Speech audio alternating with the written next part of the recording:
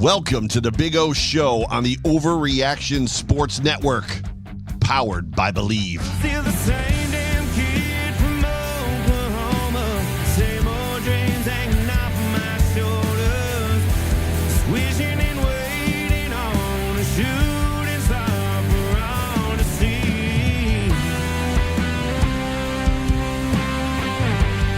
And now your host, straight out of Oklahoma, former Buffalo Bill, Jerry Ostroski. I'm still the same damn kid from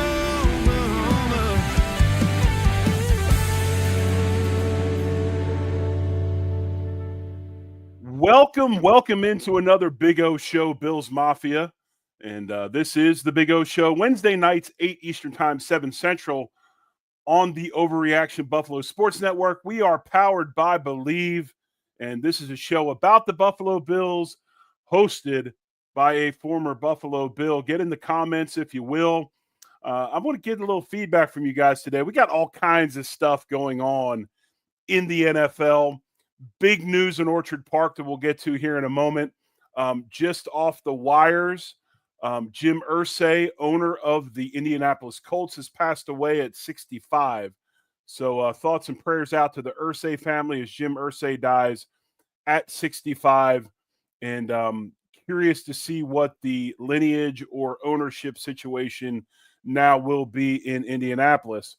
Also today at the league meetings, and we'll get into the big news as far as the Bills go with the league meetings. And I'm sure that you could tell by the pick that was put up before the show what we're going to talk about. But the tush push has survived. Tush push lasts another year, and it will remain legal in 2025, thanks to the Eagles and 9 other teams that voted alongside with them this morning to not ban the tush push. Those teams, the Baltimore Ravens, the Jacksonville Jaguars, the Miami Dolphins, the New England Patriots, the New York Jets, the Saints, the Lions, the Tennessee Titans, and the Cleveland Browns. So 3 teams out of the AFC East voted to not ban the tush push. Amazingly enough, the team that does the tush push voted to get rid of it. That team being the Buffalo Bills. And other thoughts and other news that has come out of the owner meetings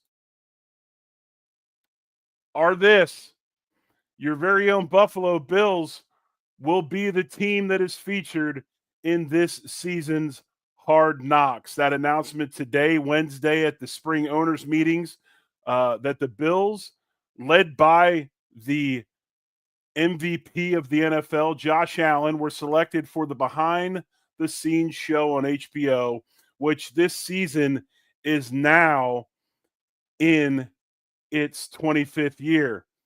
This 5-part series will start Tuesday, August 5th, and I'm sure that Bills Mafia will be watching this thing quite a bit. I don't know. Over in the comments, Joey Hatch, he's had a lot to say already. Bella and the likes, if you got something to say about this whole Hard Knocks thing, please do so. If it's good, we'll put it up on the screen. We'll discuss it. But there's kind of be 2 Hard Knocks series this season. First, of course, being the preseason, which is the Buffalo Bills. And we'll get into some intricacies with that here in a moment. But also, during the season, they also are going to feature some teams as well.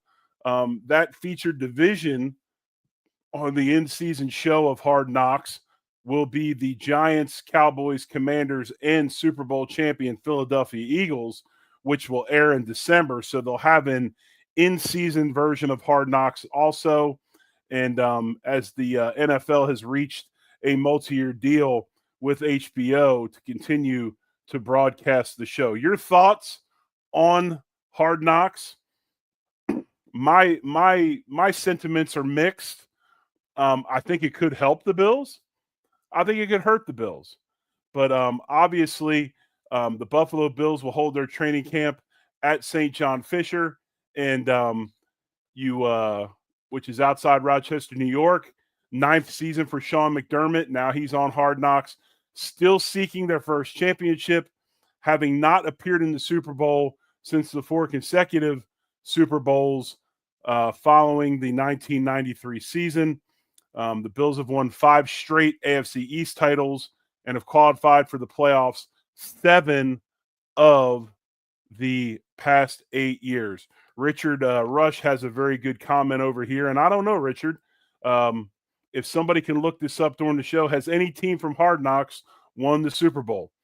I don't know that.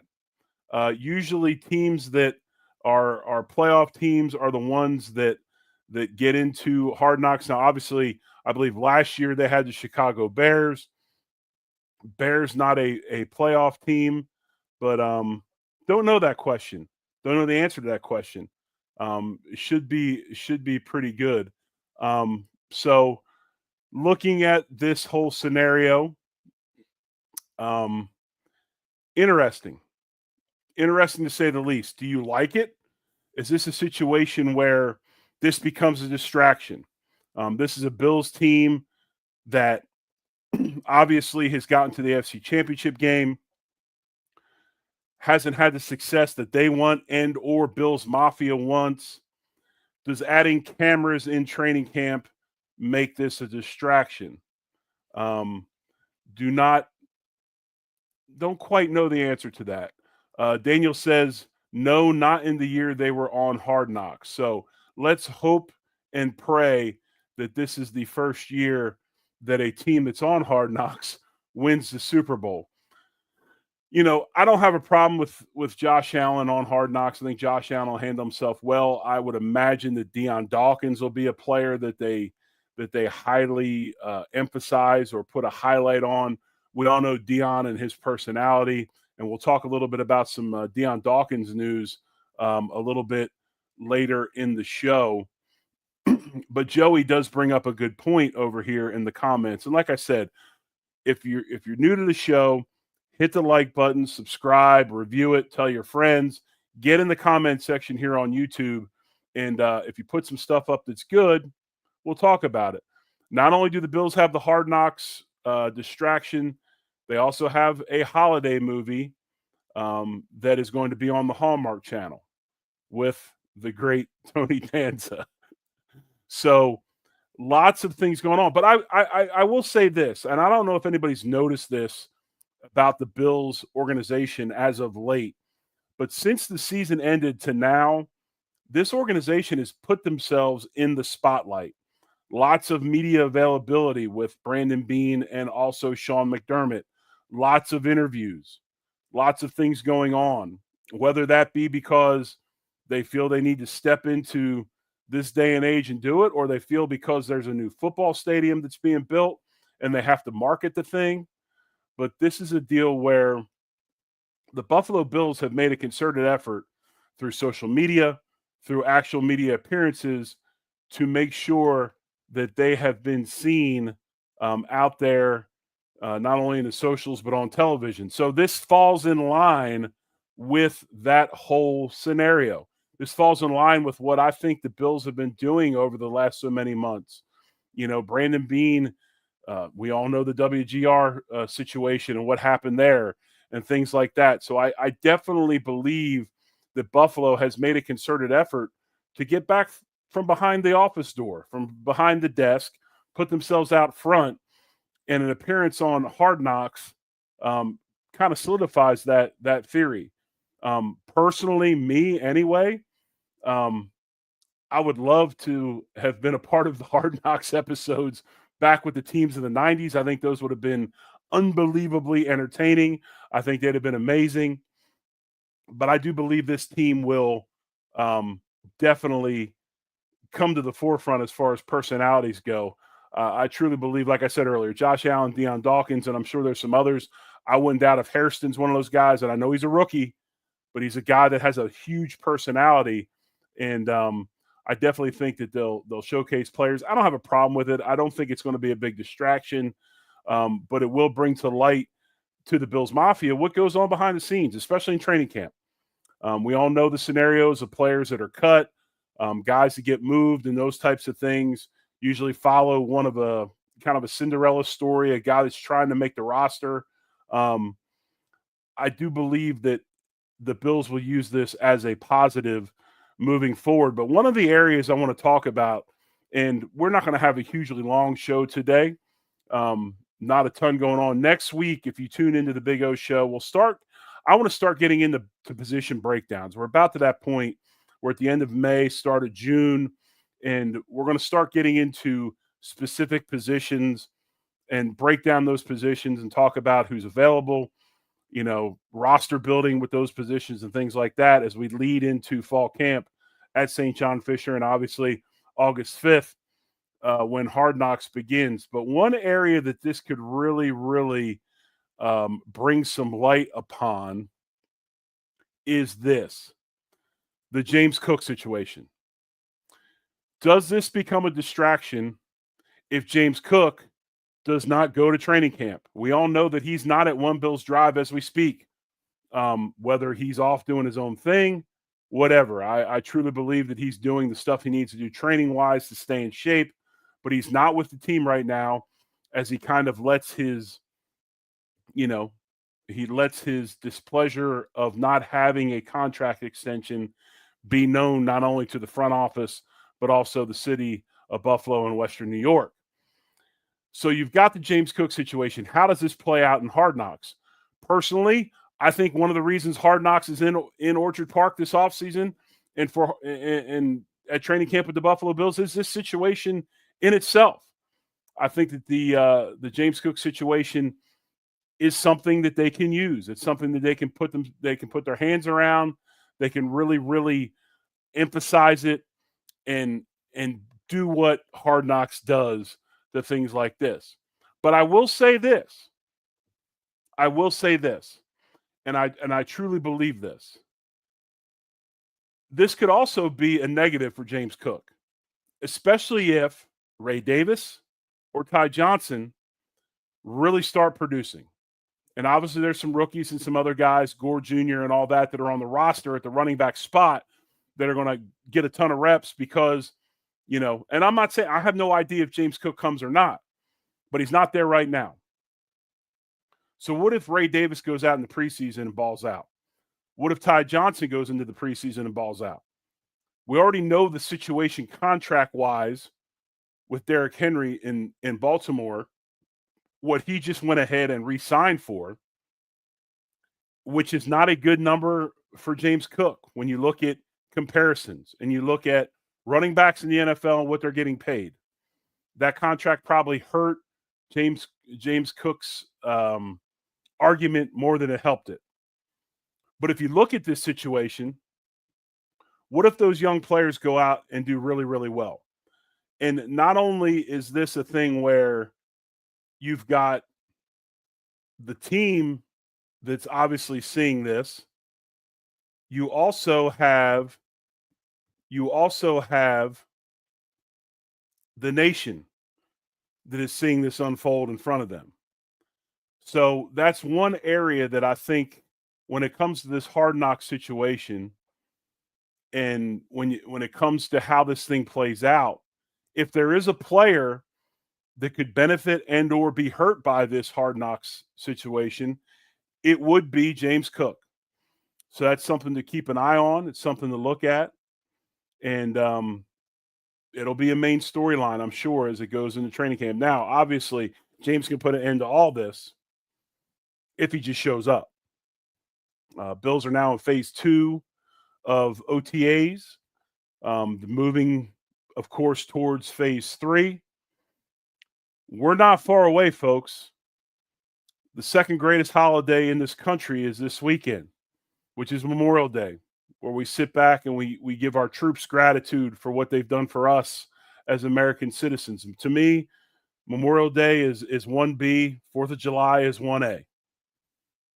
My two favorite holidays of the year. Nothing better than watching over 1,600 miles of car racing in one day. You got Monaco, you've got the Indy 500, and you got the Coke 600.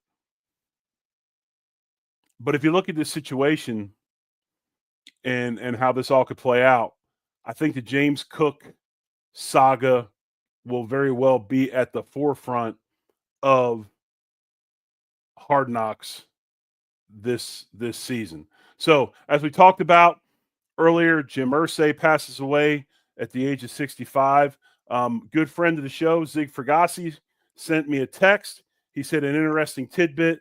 The Bills wound up with Cornelius Bennett in a three-way deal with the Colts and Rams in 1987 that landed Eric Dickerson in Indy, engineered by them general manager Jim Irsay, who passed away. So Jim Irsay, obviously, lots of ties to the Buffalo Bills. Of course, the Bill Polian stuff, Ted Marchibroda, Frank Reich and the likes, Will Wolford.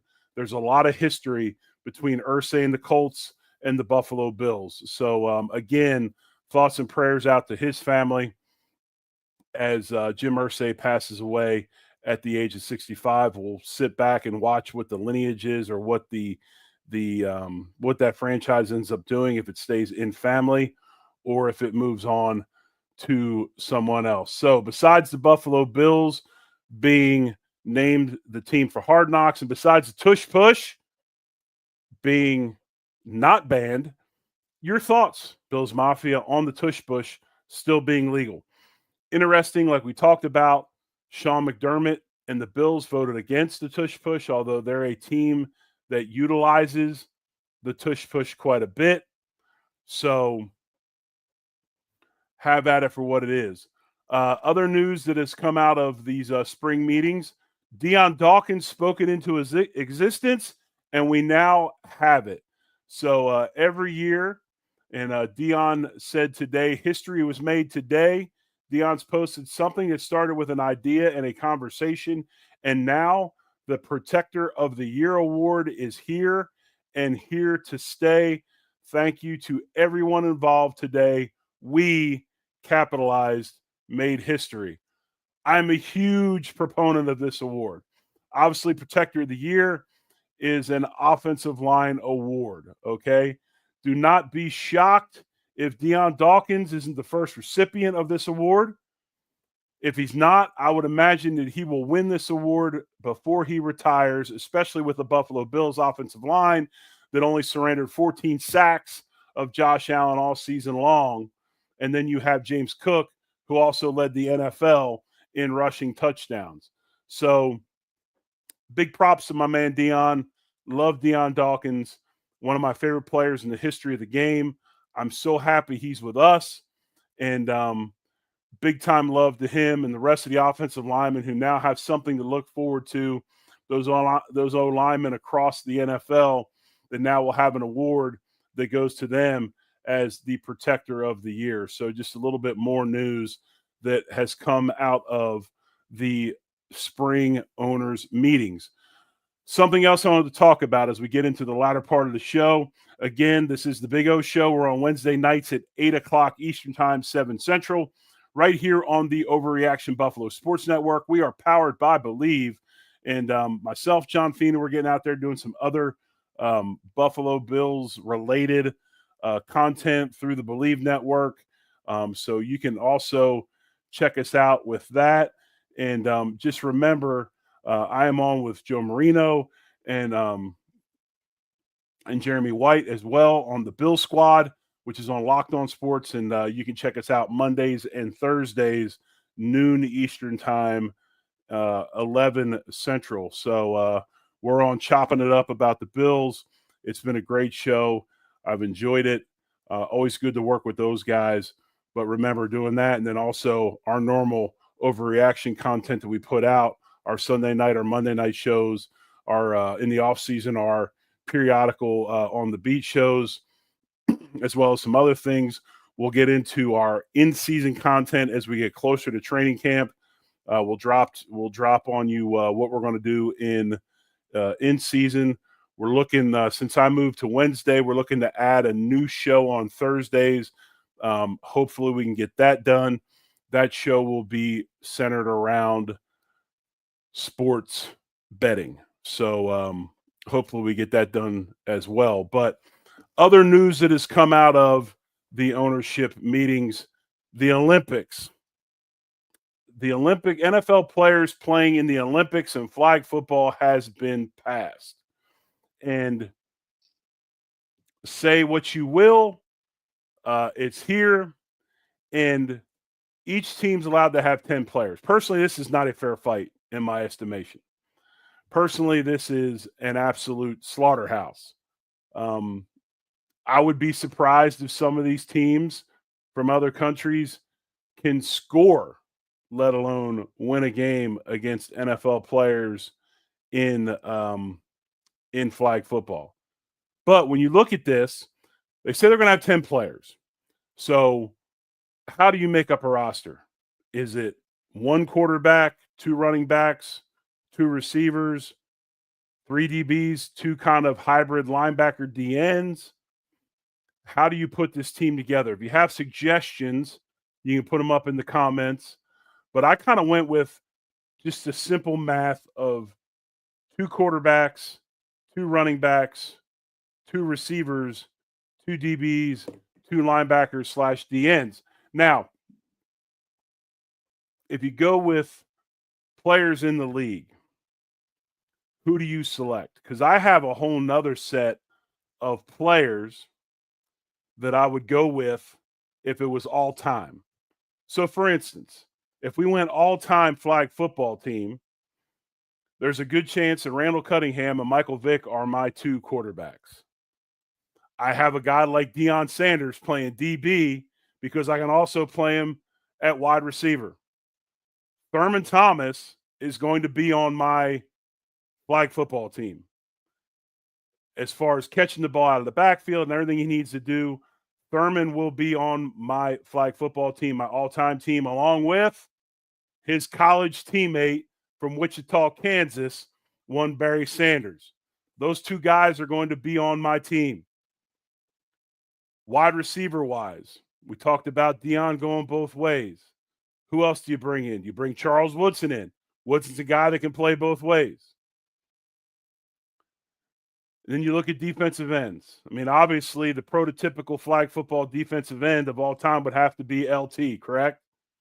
So if you bring LT in, you have to look at this day and age of the guys that are like LT. Well, Micah Parsons is probably one of those guys. And his former teammate at Penn State, who just got picked, is probably the other one. So I don't know if anybody's dug into this whole thing. And like Richard Rush says, and I'm talking about it because it needs to be talked about. Richard says this: I'm not a fan of flag football in the Olympics. I am not either, because to me, it's no contest.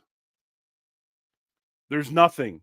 I mean, this is a every 4-year sporting event that had the guile and the kuyans to try to take away the oldest sport in the world, which is wrestling. If wrestling's not in the Olympics, how the hell are you going to have flag football in the Olympics? It makes no damn sense to me. But I digress. The Olympics needs to make money too, so they figure they could sell a lot of tickets if they have the NFL players in it. Who would be, and this is the other thing, who would be the closest opponent to the United States in flag football when you just go ahead and say, okay, United States NFL players playing flag football is worse than the dream team, right? So if you have those guys, who would be the next country? Is it New Zealand? Is it Australia? Is it France? I don't know. But I would also have to imagine there'd be some American players that have some dual citizenship. And yeah, Daniel, you make a good point. I'll give you that. Canada would probably be second. You know, Josh Palmer, we've got guys on this football team in Buffalo that are Canadians. They could go over and play for Canada as far as dual citizens. That's a great point, Daniel. I appreciate that. Thanks for chiming in the comments. So, yes, probably Canada. And I'm sure they would try to would love an opportunity to try to be better than us in our game, since we've decided to a lot of the times, or have caught up to them in their national game, which is hockey. Once again, a NHL playoffs, conference playoffs, where we have no Canadian hockey teams left. But hey, who's one to bring that up after the Maple Leafs got beat by the Panthers? So anyway, something to think about with the Olympics. Like Richard said, I'm not a fan, but it will be fun to put together rosters and things like that, and who allows their players to go play and all those different types of things. There's guys like Jefferson, the receiver in Minnesota, that's already said it's his dream to win a gold medal. He would be part of it. But you're right, Daniel. Canada has a CFL, so I guess it probably would be Canada, and they do play more of a wide open game. So maybe it would be a good opponent to play against. And then you've got the hardcore professional flag players in this country that are upset that they're, why are you overlooking us? Why are you automatically thinking that it needs to be an NFL player? So lots going on. But again, out of the spring owner meetings today, tush push is here, at least for one more year. Deion Dawkins got his wish. The Protector of the Year award will be given out next year. Offensive line award, props O-line, OLP, OL for life.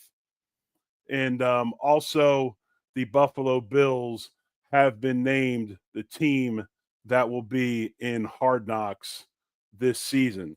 So lots to think about with that. We'll talk about that and more as the weeks go on. But remember, next week we'll start getting into some position stuff here on the Big O Show. As always, I'm Jerry Ostroski. This is the Big O Show on the Overreaction Buffalo Sports Network. We are powered by Believe. 8 Eastern Time, 7 Central on Wednesdays. Check us out. Rate the show. Like the show. Review it. Tell your friends. We appreciate you watching live, watching later, or also taking in all the podcasting platforms that we're on after the show has been recorded. So once again, folks, we'll be back later this week with an Overreaction Buffalo show. Myself, Joe Miller, John Fina, and looking forward to this offseason. It got a little bit spicier today with the announcements out of the spring owner meeting. So appreciate you, folks. Thanks for watching. Thanks for listening. As always, much love. Go Bills. I'm still the same damn kid from Oklahoma. Same old dreams hanging off my shoulders. Wishing and waiting on a shoe.